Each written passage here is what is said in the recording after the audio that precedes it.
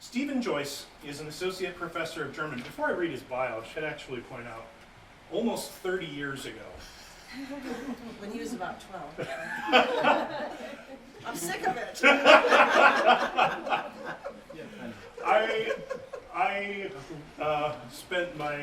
misspent my youth at the Mansfield campus of the Ohio State University. And I quickly discovered that one of the most interesting and coolest professors there was this fellow, Mr. Stephen Joyce, professor of comparative studies and German, both of which I took. And we had great fun, some of us, at the time, of nicknaming him Doogie Howser, if any of you understand that reference. Here it is 30 years later, and he still looks very, very young. So He naps a lot. yeah. That keeps them going. That's right. And we were just talking beforehand, it's like, how exactly did that 30 years kind of slip by? Because it, in some ways, does not seem like it could possibly be that, although the calendar tells us otherwise. So I am delighted to invite him here to Borderlands, to join us here in this celebration of the spoken word. Stephen Joyce is an associate professor of German and comparative studies at the Ohio State University Mansfield campus. He has published a book on George Bernard Shaw entitled Transformations of Texts, as well as a number of poems in literary journals, including Chimera and Red River Review and Minimus. His award-winning book of essays entitled The Winds of Ilion appeared in 2011, and a book of poetry, The Apostate Djinn, appeared in 2013. He holds a PhD in comparative literature from UNC Chapel Hill and has published a number of articles on literary theory and criticism. So please welcome Stephen Joyce.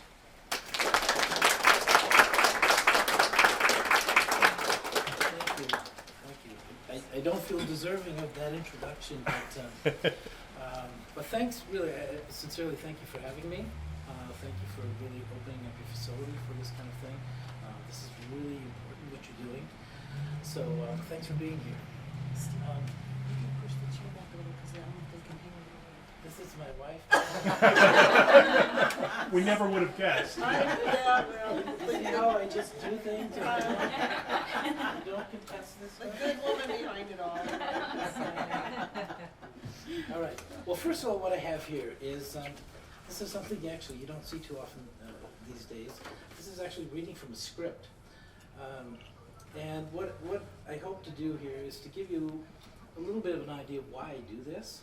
And I think TJ will probably have some points of convergence here on the reason why people write poetry, why it's important. This is very succinct, so let me just read this and then we'll get to the actual reading. It says, much of what we do in life tends to be meaning poor. It tends to be a part of a general rush that involves careers, relationships, houses, kids, and dogs. Much of what we do in life seems to be disconnected from and resistant to larger meanings that are out there. Poetry, and good poetry in particular, remedies a situation by establishing, or maybe better said, by insisting on deeper meanings and wider connections that exist among seemingly disparate events and happenings. Poetry is a disciplined way of seeing with one's eyes wide open and seeing with the gift of both reflection and refraction.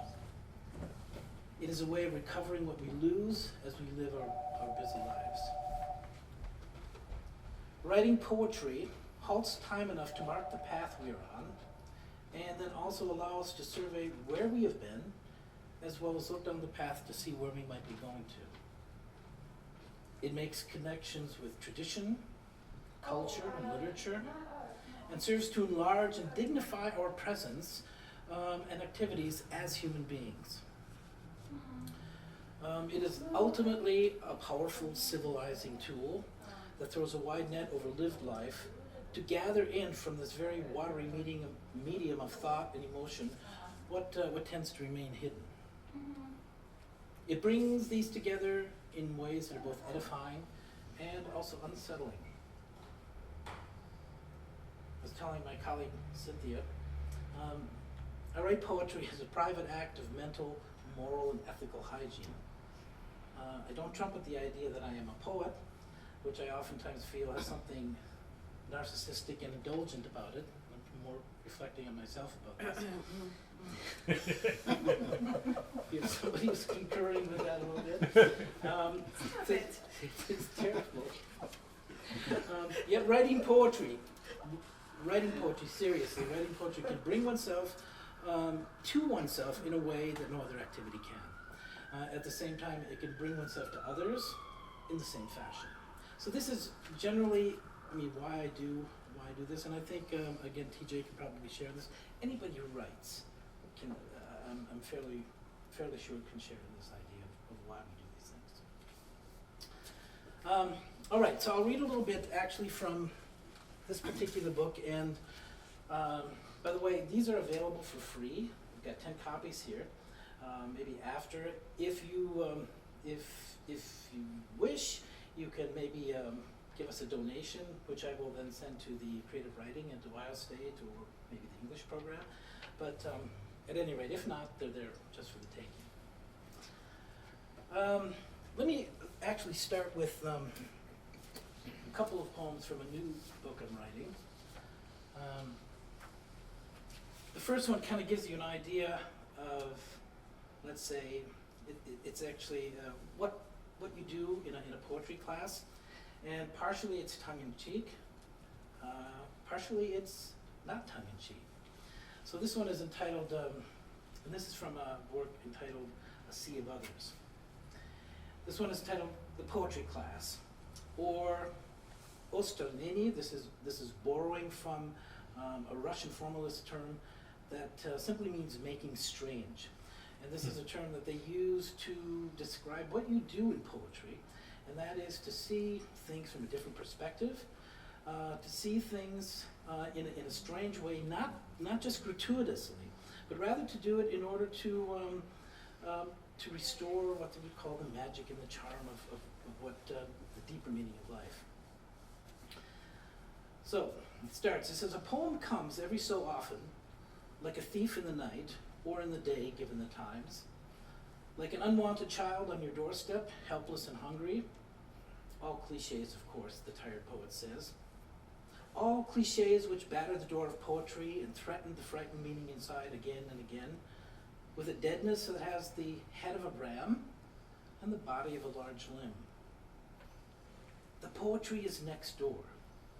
Early on an October morning when leaves are crisp and colorless in the dark and smell of cinnamon and cider leaves that are not ashamed to be aloof to the perennial and overstated pain of living.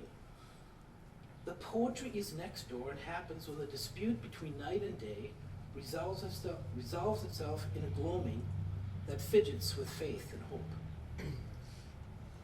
Her window shade dampens with the frizzy fluorescent gray thrown time and again onto the screen. A street fight of some kind. The TV has been throwing up all night. Martial images of buy and sell, QVC and vegetable dicers, which rush to escape through the shade only to be snagged and dispersed. Spread and thinned like some kind of gutless jam or soggy toast. There you go, that is a good start, he says with sanguinity and a yawn. Now, there need be some allusion to epic pain, pathos the Greek called it. Antigone's reciprocal goddess chained to a rock, fear and misgiving found in a flower or in a pastel sky. Question? Yes, in the back? When does the cafeteria close? That ending has possibilities. Remember those Russian guys who said Ostranenie time and again? I believe it's 8 p.m. This next one uses mythology to suggest a very complex dynamic and the politics of relationships that deal with the themes of identity, longing, love, a little smattering of duplicity, and it actually superimposes or deals with this, with the homecoming of Odysseus and Penelope. And what happens here is that Odysseus has been traveling through the Mediterranean for like 10 years. He comes home to Penelope. He is unsure of her. He is a little bit suspicious. Likewise, she is suspicious of him. She does not necessarily know who this man is anymore after 10 years. So there's this kind of circling that's going around in this relationship. So this is a little bit of a play on the Breakfast at Tiffany's. This is entitled Breakfast at Penelope's. It says, breakfast need not be compliant. I don't see why this jacket has patched elbows sewn with leather, as if I were an asymmetrical crustacean crawling, as I may have done to Phaeacia, to shore, to love, to war. That over I lecture, seeking solace, breakfast, not the place to say, I long to raid. I cannot tell her this. The scent of Gijan perfume. To grasp the sword and smell the sea, I need crime and criminal love, Scylla and Charybdis. Some coffee and longing to understand you. Why do you continue to wait for him? He's gone, there's only me. Please, pass the goat cheese.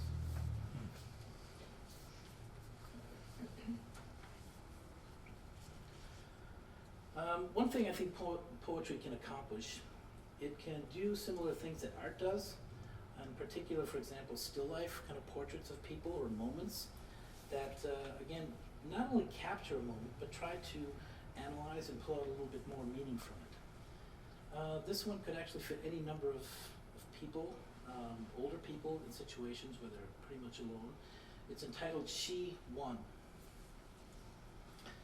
The familiar becomes silent, smiles and fusses, her plaid house dress stuffed with crumpled receipts, memories bought and paid for, some still in their original packing.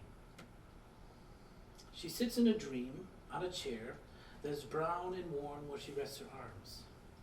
Near the window that jets out onto the driveway, in the light that scatters dust motes, she thinks she's a child blowing dandelion seeds to the wind.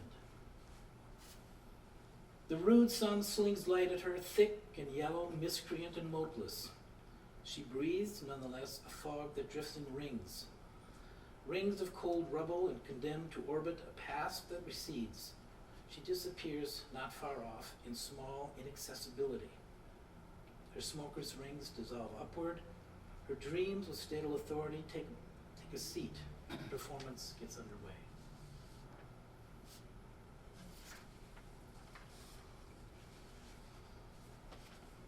German, Mark. Right, these are actually from Apostlegen. The first one is a relatively short one. It's entitled Motel 6. And basically, you could maybe put it in the category of being a poem of redemption. And when I say that, the idea is redemption, saving, or let's say redeeming the world from its opacity, in the sense of the inability to allow us to kind of penetrate into the light of what things might mean. It says, I'll steal the sun and its particulates, the moon and its pox, and believe for you the way satellites see. My small nadir, a serviceable smile above it all. I'll quit my studies and rent a room, thin walls and all, and listen for my heart's thumping, cheap nomadic love, the sound behind a number on a steel door.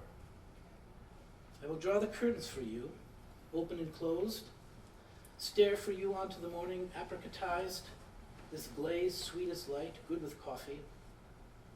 I will believe for you and rise like Lazarus, sans souci, and steal a look at the morning here at Motel 6.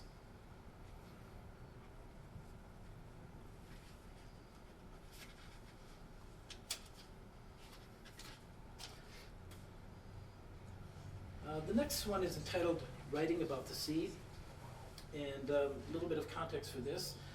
My son lives in Santa Barbara, California, and every now and then we go out and visit. And I spend a little bit of time at the University of California, Santa Barbara. And if you walk, it's located in it's not actually in Santa Barbara, but in a town called Isla Vista. And the campus is right on the Pacific. So if you walk down the edge, there are all kinds of opportunities to actually just sit and look at the sea, look at the Pacific, and smell the sea pines. My colleague Scopus here knows this well because he was at UC Santa Barbara for a long time, so he will definitely know what I'm talking about here. But this kind of cites a sort of writerly dilemma where you look out and you see, well, you see a sea and you say, as a poet, if you imagine yourself a poet, you say, well, I should write something about this. I should write something poetic about the sea because it just, everything demands that. So you really feel the necessity to actually take on a kind of a visual cliche, and this is what happens when you do it. It says, never look at the sea thinking you will write about it later. Looking at the sea thinking you will write about it later will make you sad in a pelagic way, and irritable in a pondish way. Your words will drift and bob and drown eventually amid friendly kelp and undulating waves. And riptides like sea otters will take you under, playfully, and drown you in thoughts of nemesis and hubris. Your words, a lonely boogie boarder on a mist gray day, in calm water waiting for a watery muse to well and curl, a wave from which a goddess might be born. Your words dangling in kelpish calm on a large sea, as writerly a dilemma as I've ever seen. Proof pelagic that the slimy green stuff washed up is bad poetry.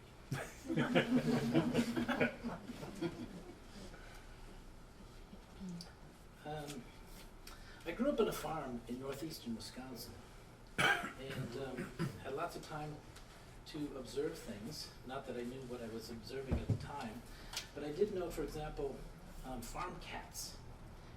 And this one in particular, there's one in particular that was fascinating because it looked kind of human.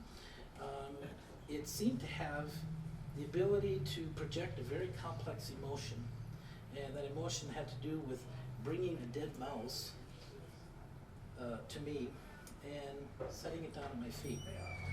And I never quite understood what that was until many, many years later.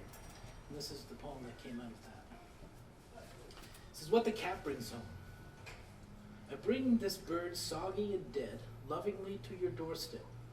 My falsely ascribed emotion of gratitude and friendship aglow in my slit eyes. Appreciation as you see it. I look downward and askance at my talent to mouth gently the already dead.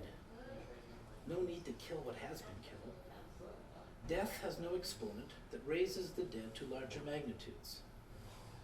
Gently at your doorstep, I place the mathematics of token love. Perfect.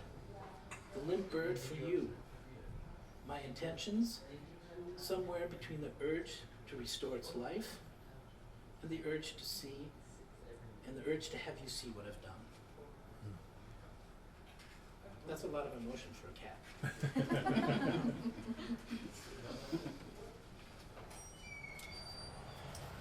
Another, and this is a poem, I guess, that brings together memories that you have. And it's one of, again, one of the important aspects of poetry. Not only that it marks particular places in your life, but it allows you to go back and think and ruminate and, again, extract information. And maybe better than information, extract some significance and meaning from it. The context of this is Lent, usually the month of March in Wisconsin, which usually was a terrible month for us because it was always, you would look outside, the skies in many ways be like Mansfield skies, gray and lots of rain, and you'd see this farmland, all kinds of mud and clay, it was wet. You look out, it'd be just very depressing. Not that that was depressing enough, then we had to go to Lenten service in the afternoon, and in the evenings we had to pray the rosary as a family. So we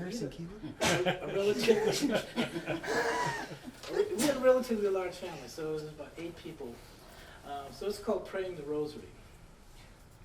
It says, in the mud days of March, we got down on our knees and prayed the rosary, slung like a bandit's bandolier over bowed shoulders.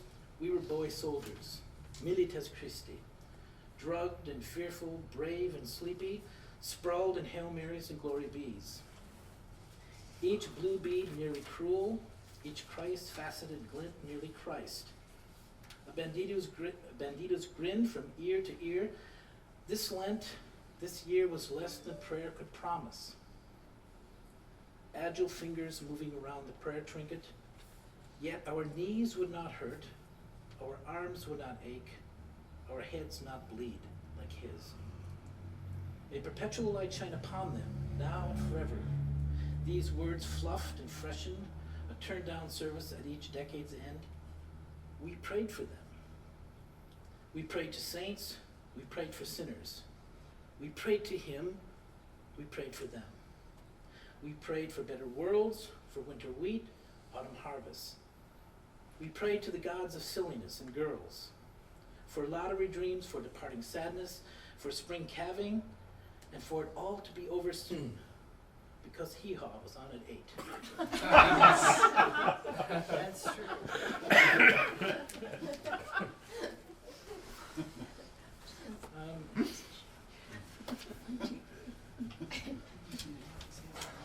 This poem is kind of a sort of a fantasy poem. It's called The Cooking Show. Not that everybody would imagine themselves hosting a cooking show, but what it does, it superimposes the idea of, again, what Odysseus was doing onto this fantasy of hosting a cooking show. So it starts, when I have my cooking show, I will philosophize like Lucretius or Aurelius. Without losing my head or bearings, my ratings will be good. I will cook heroically, adventurously, dramatically, around midnight fires on Aegean islands, in pan-ridden forests and maenad-mad hillsides. I will travel to find those contentious spices, and the trade route itself will be my moniker in music, to the balmy winds that blow over the onstage prosthetic kitchens, where creme brulee and coq au vin hide in cave ovens, nervous as twice-married brides. I will salt and pepper the juicy prime rib, a grass-fed portion of that sun god's cow. Again and again watch the troglodyte slink, blinded by culinary whispers and wine-dark seas. He rummages in the dark for something to eat, scavenges the light for the taste of revenge, and sets the trap that reveals he is no man. You know, my cassoulet is already made in the best of all possible worlds, golden, brown, delicious. This is how I do things, like the Sun King Louis' chef. Art and neurosis, my niche. Somewhere between the fat guy that eats stuff raw and the hip guy that slides on ice and cowboy boots, emporiums of taste and smell. All spoken by sighs and groans of impure poetry. The camera oscura frees me, but the caloric knowledge, oh, it's too much. The butter, the cheese, the chocolate, the scallops. I stir and sieve and condense and sea salt these thoughts of homecoming some thousands of years from now, when I find them in my recipe for scallops Florentine. Saffron, not natron in my nostrils, I will be sun-dried and reality-strained, but well-nourished. The letters in my bones will speak and tell the story of the afternoons in Provence and the evenings in Tuscany, of Dolmades and Galactaburico in Italo. They will find me, I imagine, on that milky highway, recumbent and curious, a tourist of smells and taste, bearing the flavor of Indian scows, plying the seas of the Orient in search of the recipe that widens and thickens with a flavor like no other. All right, and I'll end with that. All right.